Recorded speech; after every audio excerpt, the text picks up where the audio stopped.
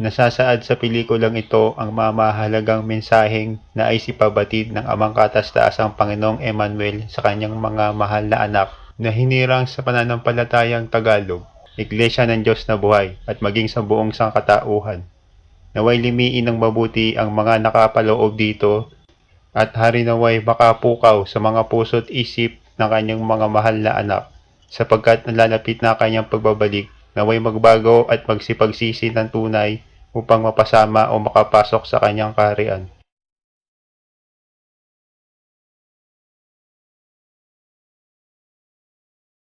Ang pelikulang may pananampalataya sa Amang Kataas-Taasang Panginoong Emmanuel. Mga hinirang tayong magsunuran, sana'y lagi tayong maging masaya at lahat magpaunlad ang espiritual. Magbuwis ng buhay ng ating Panginoong M dito sa sanlibutan at umulat sa katotohanan. Pagsamba sa Bibliang Tagalog at huwag matakot kung kinakailangang panindigan ang katwiran. By the truth is His kingdom for heart, for peace of people, tears of joy. Peaceful life, the biblical light, is a welcome for your healing heart.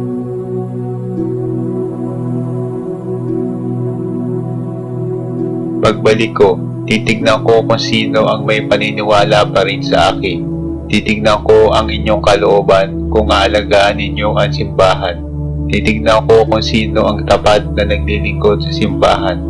Mga minamahal, titignan ko kung sino sa inyo ang tapat sa mga prinsesa, sapagkat kung tapat kayo sa mga prinsesa, ay bibigyan kayo ng kasaganahan. Mga minamahal, kung magiging tapat kayo sa mga prinsesa, ay pasado na kayo sa akin. Mga minamahal, sapagkat tapat ang mga magayones sa pagtulong sa mahal na aking reyna, ay gagantimpalaan ko ng saganang buhay sa pagbabalik ko, ay may dala na akong kabuhayan para sa tapat na naglilingkod sa ating munting dalanginan.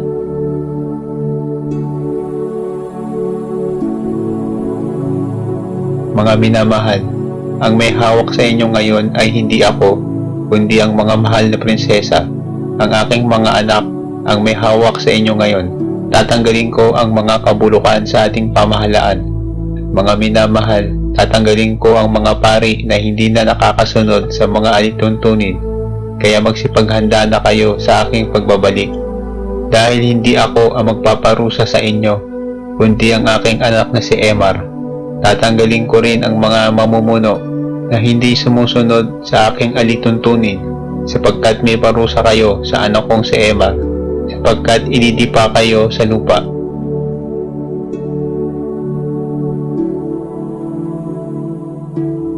At pahalikin kayo sa lupa ng aking anak na nagmamana ng trono at magtatapos na ang inyong kahangalan, sapagkat sarado na ang 3 hagdanan para sa inyong namumuno, sapagkat dito kayo iiwan sa lupa. Mga minamahal, malitigas ang inyong mga ulo. Mga minamahal, doon kayo ikukulong sa kumukulong asupre dahil doon kayo ibibitin. Mga minamahal, sinayang ninyo ang pagkakataon dito sa lupa na maglingkod ng maayos dito sa ating bahay dalanginan, sapagkat mga minamahal, bubuka na ang lupa para sa mga makasalanan. Dapat wat, ibubukod kayo sa mga banal at kayo ay magmamakaawa at magsisi kayo sa mga kasalanan ninyo, dahil huli na ang lahat. Habang may pagkakataon pa ay magsisi na kayo.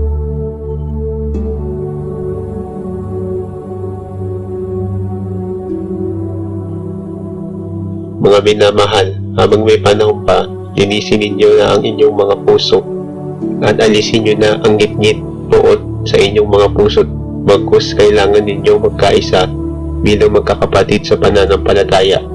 Kundi hindi kayo magkakaisa, ay magkalimutan na tayo, dahil sa muling pagbabalik ko ay hindi nyo na ako makikilala.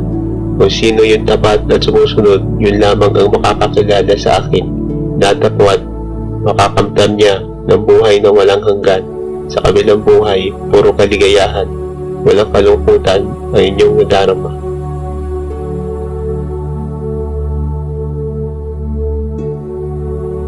Kaya mga minamahal, maghihintay ako sa kabilang buhay upang kayo ay magbago. Bago kayo makapasok, may pagsubok muna akong ibibigay sa inyo. Liliparin kayo ng ulap na papuntang impyerno. Kailangan makabalik kayo na matiwasay. Uhugasan ko kayo ng dakilang dugo ng buhay na walang hanggan. at muli kayong ipapanganak dito sa lupa. Kaya mga minamahal, habang may pagkakataon pa, ay magsumikap kayo para mapasama kayo sa mga banal. Kaya sa pagbabalik ko ay makita ko na ang inyong pagbabago. Mga minamahal, kailangan mahalin ninyo ang inyong reyna tulad ng pagmamahal ninyo sa akin, dahil kung hindi kayo makakapasa sa inyong reyna ay hindi kayo makakapasa sa akin, dahil siya ang nakaukol upang pagdisod sa inyo.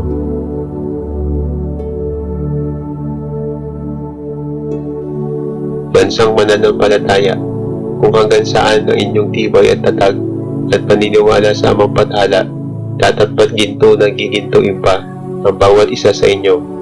Kung sino ang makapagtiis sa inyong reyna, siyang makaliligtas, at siya kung kakasamahin sa paghahari.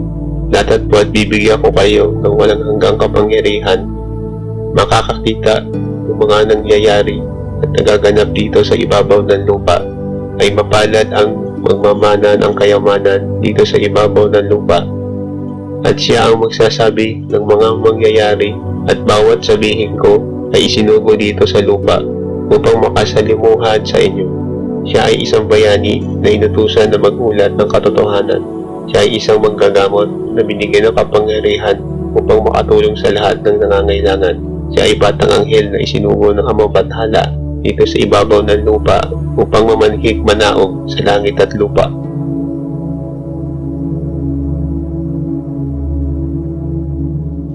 Tinakda ang isang pagpupulong ni Cirilo de la Paz. Kayo ay magdadasal. Dadating na ang espiritual at material na ahas, at sila ay magbabanggaan sa propeto at ilalabas nila ang kanilang mga saloobin noong pa.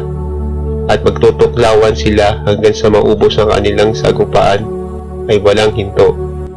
At wala na silang pakialam at tatapwat ay aninong matalas ang ngipin, at magtalaga si Maximo Villaronte ng isang batas na hindi na mapupunit kahit kailanman, at gagamitin niya ang paghampas na bakal. Ganun pa man ay magpupumilit pa rin ang dalawang panig na si Maximo Villaronte ay paalisin, at tatapwat marami pa ang magaganap sa kanyang paglilinis. Marami ang tututol. Magkagayon pa man, sang-ayon ng ating mahal na reyna sa kanyang isusulong na batas, at marami ang susunod sapagkat siya ay malupit humawak.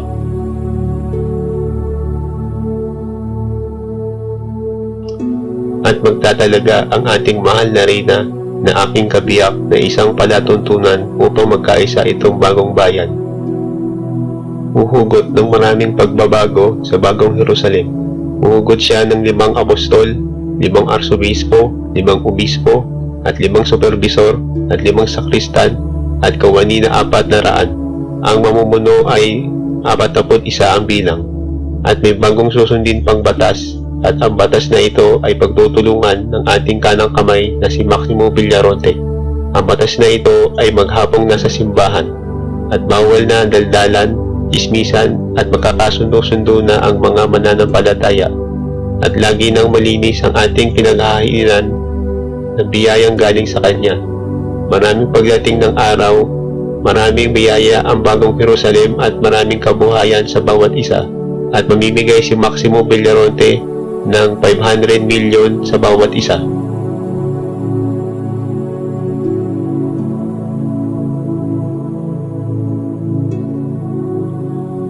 Subalit sa bawat isa na binigyan at nagkamali ng paglustay ng kaunting biyayang ito, ay may kaparusahan sa bawat isa na mananampalataya sa ating mahal na inang reyna.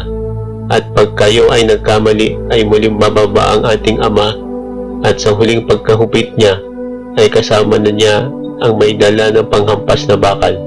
At ito ay ang buktong niyang anak na, at sa panibagong pagsilay ng magandang umaga ng sa bagong Jerusalem, at tatalbos muli ang isang puno na mananampalataya na pag-uugatan ng maraming pananampalataya, at sisibol uli ang maraming kabataan na susunod sa ating mahal na reyna at mahal na konde, at muling sisilay ang dalawang may paa na uwak.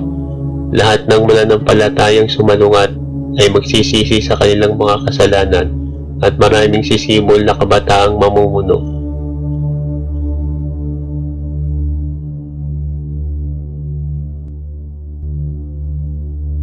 pagbabaptismo sa tubig upang mapasa atin ang kabanalan ng unang tinig at patuloy na mag-espiritual upang maging panibagong tao, pagsunod sa bagong kautusan, magkaisa sa bagong simulain sa pagsilay ng haring araw.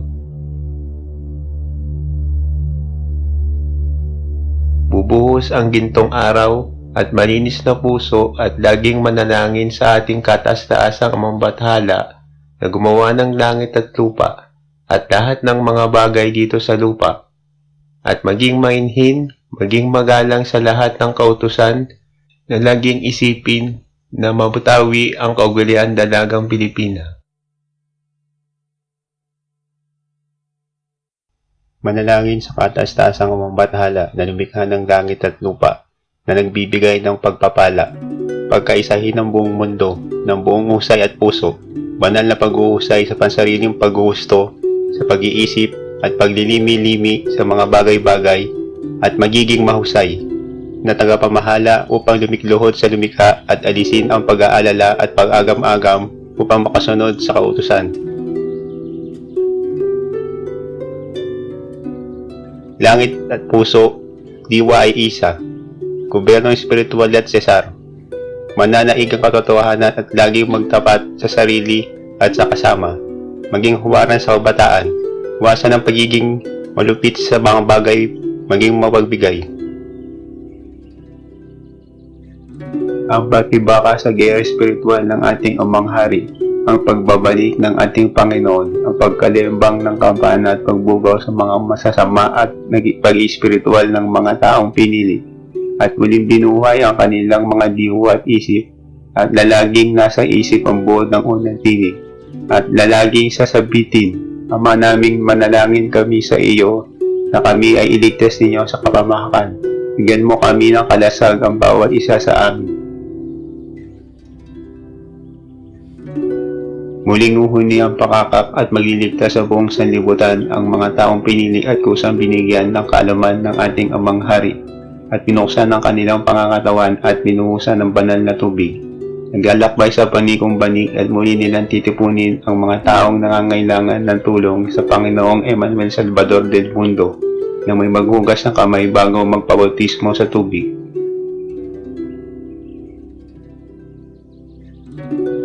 Ang kompletong kasaysayan ng mga nag-iespiritual na nagbuhat sa langit, ang gumawa ng batas espiritual ng gobyerno espiritual, at kailangan huwag masukat ang kanilang kakayahan at meron silang tapang na harapin ang lahat.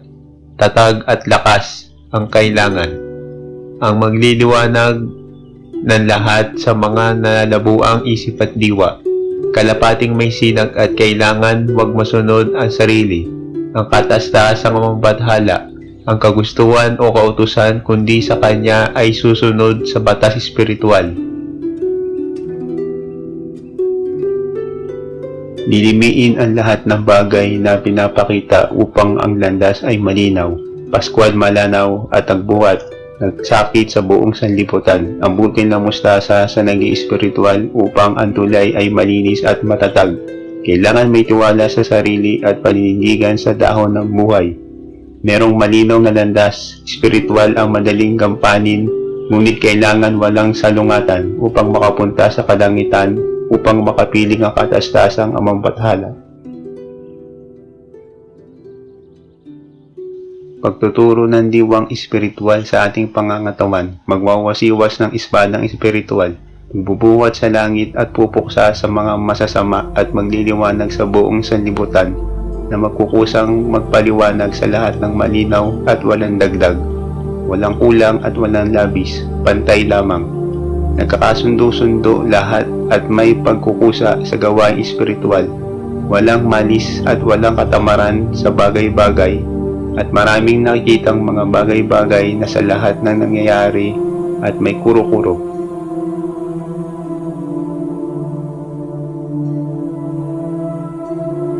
Ang pagbabalik ng pagbibigay ng instruction, bawal, pinakabawal, bawal na gawin, manatiling normal ang buhay, magbuong paniniwala sa ating Amambathala at maging punla ng katuwaan ng tuwa at galak. Huwag matatakot, may paninindigan, maging maunawain, alisin ang pagiging maramdamin, maging walang alinlangan sa pagsunod sa banal na gawain at banal na musika sa kalangitan, upang sa pagsigla ng kinabukasan ng ating Ama at maging masaya ng wasto at makontento sa lahat ng bagay.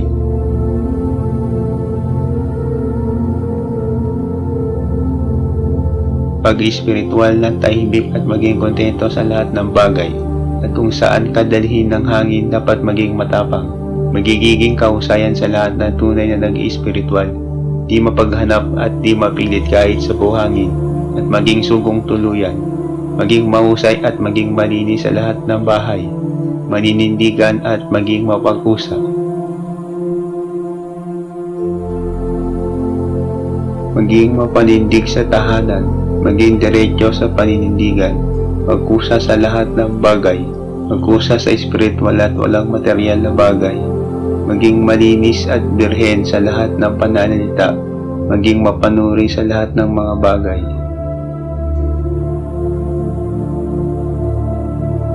Ang pag-iespiritual ay bukas at wala nang pipigil pa sa malinis na ang dinadaan ng nag-iespiritual. Ang maharlikang Republican Spiritual, Republic Spirituality, ang pagbabalik ng Pegasus, ang pagtanggap sa nag-iespiritual. Magsisimula na ang araw ng mga bayani na sumusunod sa kautusan. Ang susi ng kabanalan, maging mapagnala sa sala, maging mapagmasid, maging mapanuri upang sa banal na krus ay makasunod na ayon sa ating mahal na Haring Emmanuel na minamahal. Republican, banal na krus. Ang pagsamo sa kabanalan, lumuhod ng tubig at manalangin ng tapat. Kaliwanagan, dapat ay may bulaklak at tapat na pagsunod sa mahal na hari. Magkuha tanong sa mahal na hari, huwag magmamaterial. Bulaklak ng ilang-ilang ay narito na, lumuhod sa banal na krus at doon magdemanda at huwag mapag-away at makipagsalungatan.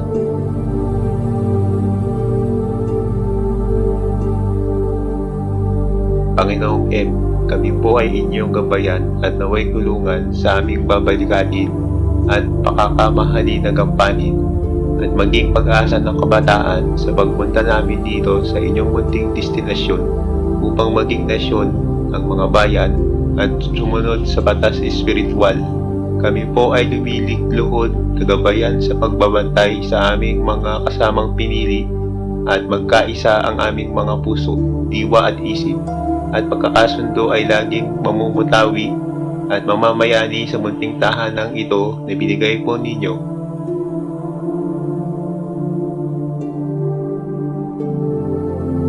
At naway sinagan ng banal na espiritual kami lahat ng inyong mga anak na pinagbuklod ninyo sa iisang gawain na magligtas ng isang bayan at pagpapaliwanag ng espiritual na nanggaling sa inyong pong mapagpalang kamay at labi at malinis na puso ng aming mga kasama at aming kakasamahin. Naway kami magtagumpay sa inyong mapagpalang paggabay at may pahayag at maunawaan ang inyong banal na kautusan at bigyan ang mga tagasunod ng mahabang buhay at kausayan at tatag ng katawan at isip ay lagi magkakasundo at walang salungatan. Paalala mga minamahal, kung mananampalataya, manalig sa aking banal na utos at banal na gawain. Sa pagdungaw ng aming Panginoong M ay napukaw ang aming mga puso na kami ay dinudungaw niya dito sa ibabaw ng lupa. Nalalapit na nga ang paghahari niya at ang marikit na namang pinakita ay nakapukaw sa aming mga puso't kaluluwa. Ang pinahatid ay aming pagkakaisa. Ganun din ang mga nararamdaman ng bawat isa ay maibsan at mapawi. Kaya naman si Pegasus ay dinala ang mga mensahe at paggalang.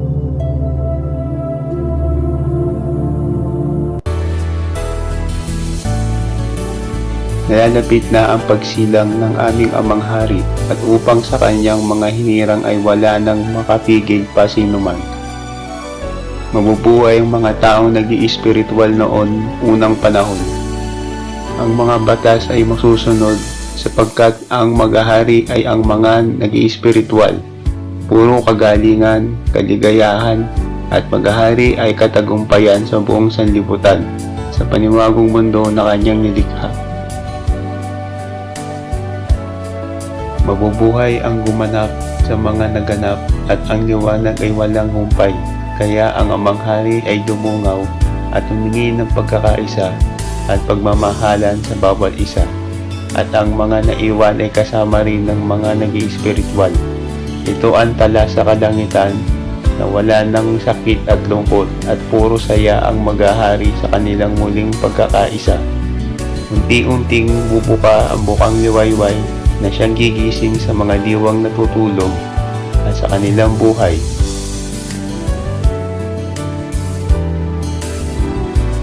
Mapalad ang makakalapit at makakahipo ng batang banal na galing sa kalangitan sapagkat ito na ang maghahari sa habang panahon. Wala nang sigalot at payapa ang paligid at magiging bayang pinagpala at bayang nagkakaisa sa lahat ng panahon. Hindi na muli maghahari ang puot. Ang maghahari ay kalinawan ng kaisipan at kalinisan ng puso't diwa.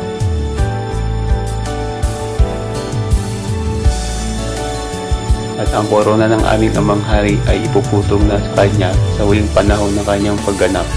Wala nang alinlangan kundi ang magiging batas ay ang pagsunod na lamang sa puno ng espiritual ng punong bunga. Kami ay sisikatan ng araw na walang humpay. Wala nang gabi kundi araw na lamang. Ang kanyang mga pinagpala ay aming dudungawan at pagtatagumpayan at ang mga maghahari na lamang ay pagbuhay ng mga bayaning hinirang.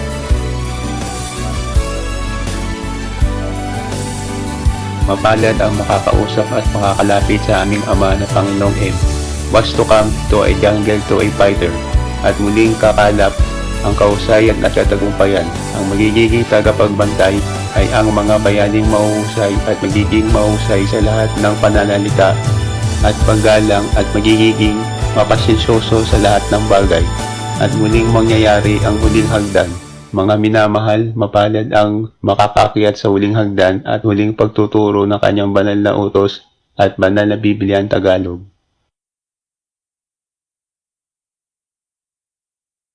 Mga minamahal, ito ay pagkakatandaan at pagkalimiin sa sarili at puso ng inyong mga buhay at kaluluwa. Ang inyong kaluluguran ay puro saya at wala ng lumbay. Naroon ang husay at pagkagalangan sa bawat isa. Kikilos ang malinis sa pag-iisip at pag-uugali na lamang ang mamumutawi. Ang puting kabayo ay muling maglalakbay at paghahatid at pag-aalok ng kapanyahan ng kalooban at kalinisan ng kaluluwa at mga pusong napapagal. Ang puting kabayo na nagpapaikot-ikot sa buong sanlibutan. Mga minamahal, muling mag-aalok ng kaligtasan at kapahingahan ng kanilang mga kalooban.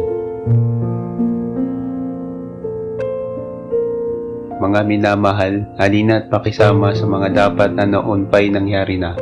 Dapat taos sa puso ang pangangaral at direkta niyang sasabihin ang pangangailangan ng bawat isa. Ang batas ay hindi pwedeng bariin kundi susunod ang lahat ng mga naroon. Kundi siya'y pangangaralan ng espiritual na mabuhay ang kanilang pusong naninimbang. At magiging kagamutan sa kanilang pangangailangang espiritual. Magpakita nawa ng magandang pagsusunuran at magandang pag-uugali sa bawat naroon. Ang magiging batas ay pinakamahusay sa lahat, gobyerno espiritual.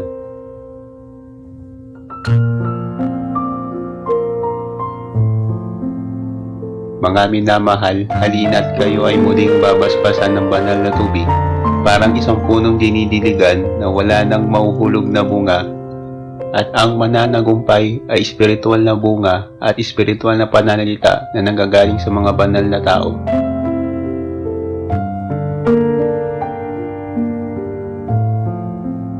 Halina tayo mga kapatid, mag-i-espiritual ng tunay upang malunasan at huwag mag-alinlangan sa ating Panginoong M at tayo ay magsasama sa iisang tagumpay. At ang pagsusulit sa pag-i-espiritual ay magsisimula ang tunay na siyang kaibig-ibig at tunay na kanyang tinuturo ay mabulaklak sa parang. Ang mga batas sa pag-i-espiritual, kumilos ng mainhin at huwag padalos-dalos sa mga desisyon at dumilos ng kagadang-galang. Magpakita ng halimbawa sa kabataan at maging kapitapitagan upang ang lahat ng bagong simbol na kabataan ay mapasunod sa ating adhikaing pang-espiritual. Maging maingat sa pananalita para sa kinabukasan. Pegasus, nagbuhat sa langit na kabayong puti, nagbubugaw ng mga masama at siyang nagbubukas ng liwanag ng bawat puso, paunlarin ng mga pagbabago sa ating mga diwa at puso. Mga minamahal, at muling nagbibigay pugay sa aming Panginoong M, na nagbigay ng puting kabayo na naghahapay sa masasama at nagbubugaw at nagtatama ng kanilang mga gawi at pananalita. Ito na nga nawa ang ating kapitagang sundin. Ang mutya ng halaman, mga minamahal, ay muling nagbukas sa aming mga puso't diwa at muling nahugasan ng banal na tubig sa batong buhay. At muli kaming pinagkaisa at pinagtagpo ng ating Panginoong M. Ang batas ay maging presentable, ang mga pagkilos at magplano ng mga bagay-bagay at laging magkakasundo-sundo at pinagpupulungan ang kanilang mga gagawin sa bahay na ibinigay at malinis ang papasok sa kanilang bibig upang makapasok sa kaharian at muling magsasalin ang kabanalan at hustisya at kamay na bakal sa mga gumagawa ng masasamang pag-uugali at pagmamalabis.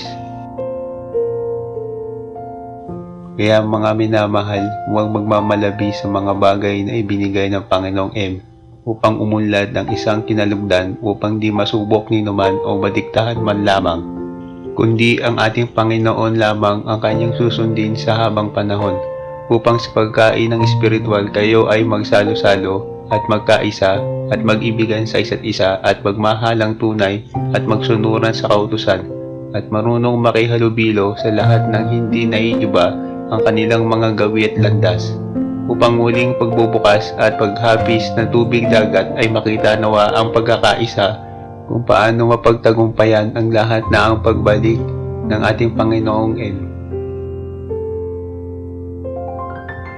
Ang unang kautusan, huwag tawanan ng kapwa, sumunod sa kautusan at magpakababa at magsurian sa habang panahon.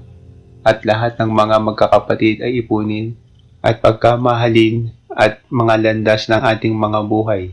Maging tulad nawa tayo ng mga sumusunod noong unang panahon katulad ni Haring Solomon, ni Moises at ni Nonong Noe. Ibinaba nila kusa ang kanilang mga sarili para lamang sa kautusan. Kusang walang humpay na pagsunod sa ating Panginoong M at wala silang pinakinggan na sinuman tao dito sa lupa. Nanatili silang masunurin at kalugod-lugod sa ating Ama, maging matulungin at di mapanuri at mapanisi sa kanilang kapwa, pagtimpi sa lahat ng mga bagay.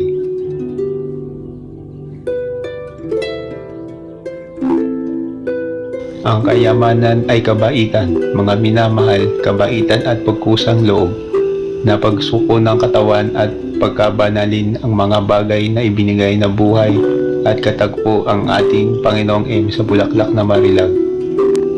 Ang pangalawang kautusan, maging makatwira na nasa tama lamang at maging mapanindigan at masunod ang batas ng espiritual. Mga minamahal kong kapatid, at ang bumubulaklak ay matinding pagnanais sa espiritual at hindi material, pagnanais na makatupad sa kautusan. Gobyerno espiritual at walang makakahadlang sa muling pagbabalik ng isang Panginoon ng mga Panginoon na nagbubuhat sa langit. Ang puso ay puno ng kabaitan at may pagkukusang pagbuwis ng kanyang buhay upang matubos ang sanlibutan.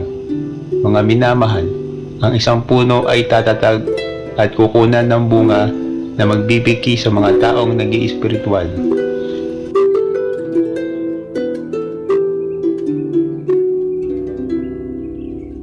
Ang pagkakaisa ng bawat mananampalataya, naroon ang saya at pakikisama sa atin ng ating Panginoong Emmanuel sa ating kaharian.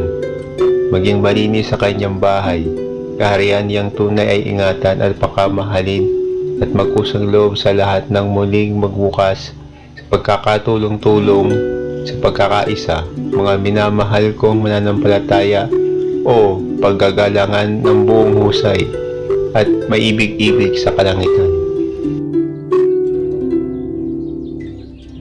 Mga minamahal kong anak, malapit na maging harian. Malapit na ang pagbaba ng hatol sa bawat tao. Tayo ay magpakatalino at ang batas ng banal na espada ay narito na. Banal na espada na lulupig sa masasamang gawi at ugali, kaya muling isa puso ang pagmamahal sa pamilya at pagagalangan sa sambahayan. Malapit na ang pagtarak sa mga masama ng banal na punyal. Mga minamahal, ito na ang katagumpayan. Dahil ang banal na kabayo ay narito na. Narito na ang magbabatas, ang puting kabayo na manunuri sa lahat kung ano ang pagkatao ng isang materyal na tao. At ang batas ng puting kabayo ay muling lalawig sa habang panahon. At nalagi ang pagkulang bileta ng isang platoon ng sundalo na manghuhuli o magdadakip sa mga masasamang loob. Ito ang pinahatid ng banal na puting kabayo na naandito na at paikot-ikot sa bawat hayop at lumalangkap sa bawat hayop at sa bawat tahanan nagkakaisa. Siya ay nagngangalang Pegasus Ramaira. Siya ang muling magtataas ng katarungan sa lahat ng mga naapi at mga tinatapakan tao ay muli niyang ibabangon at ipagtatanggol at tuturuan tumindig at manindigan sa kanilang mga sarili.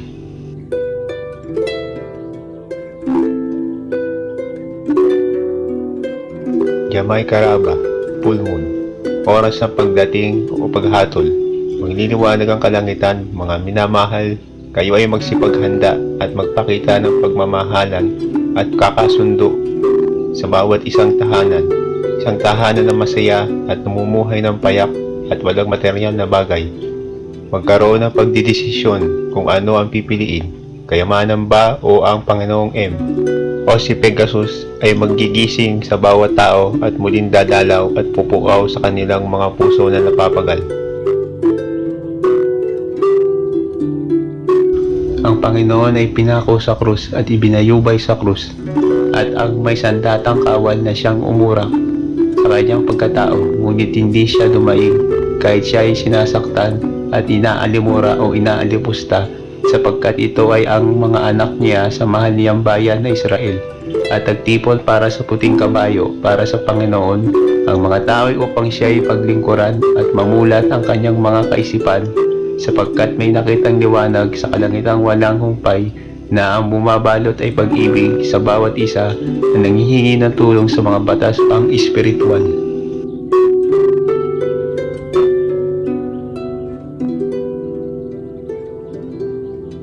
Wala nang hinagpis at hinanakit sa kaharian ng gobyerno espiritual, sapagkat masagana na ating buhay ay nasa ating Panginoong M.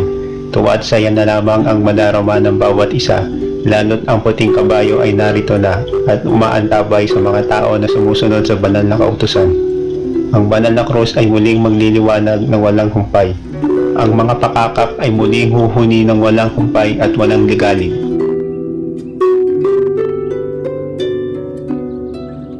Ang batas ng espiritual, maging kalugod-lugod ang kaisipan ng bawat isa na sa kaharian at nasa paligid nito, at nagkakaisa ang mga balakin sa utos ng ating Amang Hari. Ang isang marilag na puso ay kailangan maging matatag, tapat at masipag, walang dadaing kahit na isa man, mga minamahal kong mga anak.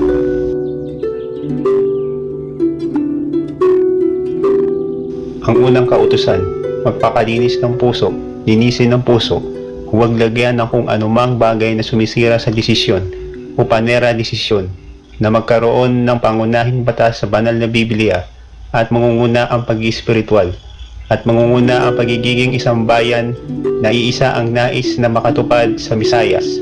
Isang kabayong puti. Una, laging maging matapat sa sasabihin at bawat balakin ay isasangguni sa ating kamalmahalang Panginoong M. Ito ay tuturing na wala na ang samaan kundi puro kabutihan ang namamayani sa isang bayang pinagpala. Mga minamahal, at magtuturingan at magkokontrol ng bibig ang mga naging espiritual at hindi magbibigas ng anumang salita kundi ang nararapat lamang sa kautusan. Sa isang bayan na matagumpay at matahimik, dapat ang pagtulungan ng bawat isa, ang bawat adhikain. Mga minamahal, ito ang muling pag-ikot ng mahal na puting kabayo na pupuksa sa buong ginawa lamang ng tao, at muling bibigkasin ng mga nananampalatayang tapat. O Ama, panatagin po ninyo kami at pagkaalisin ng pagiging mainipin at pagiging mayamutin sa lahat ng bagay.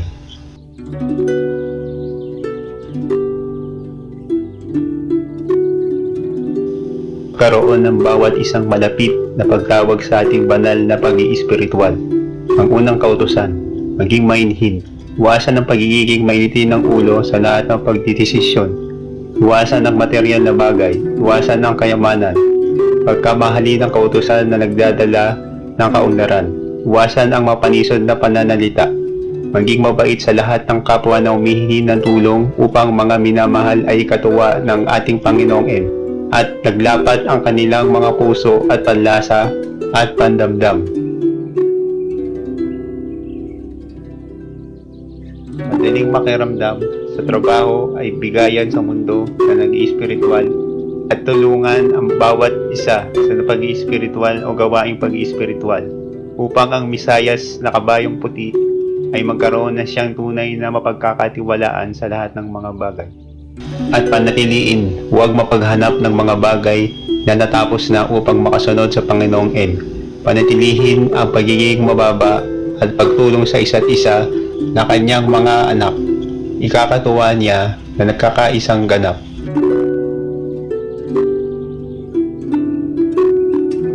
At nagkakaisa ang bawat nais, iisang dugo at kulay, hindi nagtatago sa isang maskara.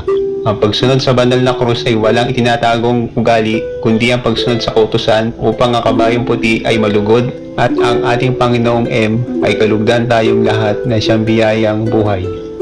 At sa isang banal na kautusan ay hindi nagtatakip ng isang ugaling baluktot, kundi kabaitan lamang at pagsunod. Upang malugod mga minamahal kong anak,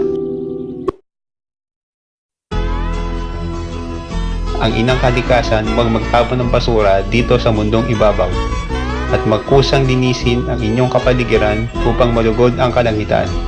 Ang banal na kabayo ay naririto na at magkakaroon ng bansang una sa pagsunod sa banal na kautusan at marunong magbigay ng pangangailangan sa mga kapatid upang matuwa ang ating Panginoong M, upang sa palabinyagan ay maging masaya ang isang pandiriwang at kalugod-lugod na Panginoong M.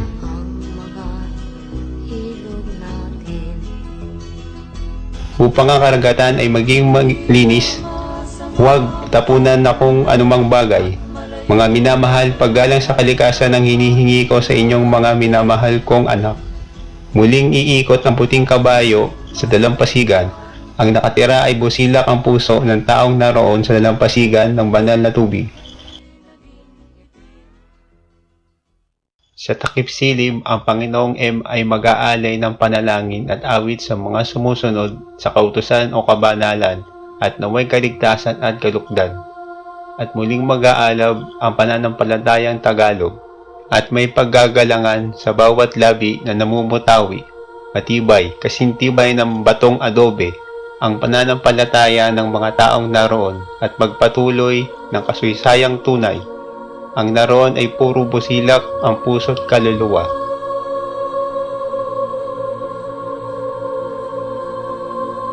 Malinis ang kalooban, dapat sa pananampalataya at paninindigan. Dapat ang pagmamahal sa banal na unang tinig at banal na krus. Nagkakantahan ang mga anghel dahil sa mga nag-iispiritual upang mabuhay muli ang bansang mananampalatayang Tagalog.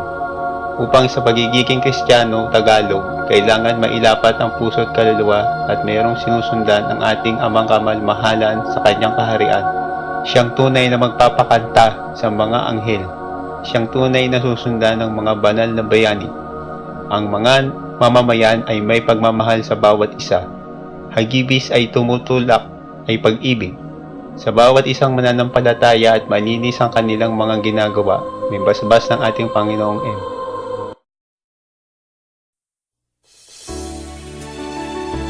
Paghahanda ng mga